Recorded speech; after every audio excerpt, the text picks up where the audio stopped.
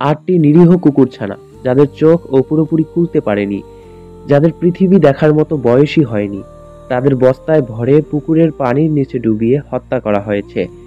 আর এই নির্মম ঘটনার অভিযোগ উঠেছে এক সরকারি কর্মকর্তার স্ত্রীর বিরুদ্ধে, যাকে গ্রেপ্তার করেছে পুলিশ।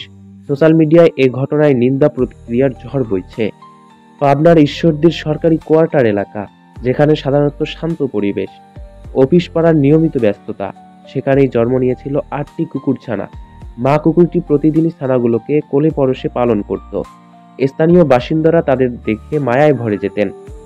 কেউ কখনো শুকনো খাবার দিত, কেউ বা গায়ে হাত বুলিয়ে আদর করত। কিন্তু হঠাৎই এক সকালে দেখা গেল ছানাগুলোর কোনো খোঁজ নেই।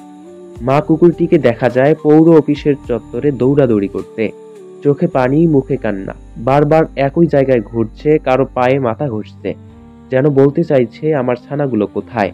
স্থানীয় মানুষদের মনেও তখন সন্দেহ। খোঁজ নিতে গিয়ে বেরিয়ে আসে চাঞ্চল্যকর তথ্য। ছানাগুলোকে নাকি বস্তায় ভরে পাশের পুকুরে ফেলে দেওয়া হয়েছে।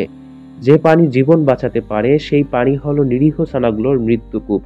অবশেষে পুকুরে জাল টেনে উদ্ধার করা হয় ডুবন্ত ছানাগুলোকে, তাদের নিথর ছোট শরীরগুলো।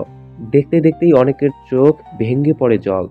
স্থানীয়রা ছানাগুলোর দাফন সম্পন্ন করেন। ঘটনাটি সামাজিক যোগাযোগ মাধ্যমে ছড়িয়ে পড়তেই সমালোচনার ঝড় ওঠে।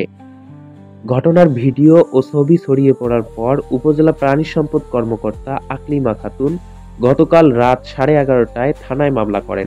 দণ্ডবিধির 1860 সালের 429 ধারায় রুজু হওয়া মামলায় উপজেলা ক্ষুদ্র কৃষক ফাউন্ডেশনের কর্মকর্তা হাসানুর রহমানের স্ত্রী নিশি রহমান বয়স 38 প্রধান আসামি। মামলার পর রাত 1:30টার দিকে ঈশ্বরদীর রহিমপুর গার্লস স্কুলের পাশের একটি বাড়ি থেকে তাকে গ্রেফতার করে পুলিশ। এদিকে ঘটনাটির প্রভাবে উপজেলা প্রশাসন কর্মকর্তা হাসানুর রহমানকে সরাসরি কোয়ার্টার ছাড়ার নির্দেশ দেয়। তিনি বিকেলেই কোয়ার্টার ছেড়ে চলে যান। ঘটনাটি দ্রুত ছড়িয়ে পড়তেই মৎস্য ও প্রাণী সম্পদ মন্ত্রণালয়ের উপদেষ্টা ফরিদা আক্তার অত্যন্ত ক্ষোভ প্রকাশ করেন। তিনি ঘটনাটিকে অমানবিক বলে উল্লেখ করে তাৎক্ষণিক ব্যবস্থা নেওয়ার নির্দেশ দেন। অন্যদিকে কর্মকর্তা হাসানুর রহমান জানিয়েছেন, সন্তানদের নিরাপত্তার জন্য স্ত্রীকে ছানাগুলো সরাতে বলেছিলাম। এভাবে মারা যাবে কখনো ভাবিনি। আমি লজ্জিত, আমি দুঃখিত। তবে স্থানীয়রা বলছেন, যেভাবেই হোক এই ঘটনার ন্যায্য বিচার চাই। দর্শক, এই ঘটনাটি শুধু একটি পশুর মৃত্যু নয়, এটি আমাদের মানবিকতার পরীক্ষা। নিরীহ প্রাণীটির প্রতি নিষ্ঠুরতা কেবল আইনের চোখে অপরাধ নয়, সমাজের চোখেও লজ্জাজনক। প্রশাসন বলছে, অভিযুক্তদের বিরুদ্ধে আইন অনুযায়ী কঠোর ব্যবস্থা গ্রহণ করা হবে। প্রিয় দর্শক, এ পর্যন্ত সঙ্গে ছিলাম আমি sound Bangla news point YouTube channel থেকে।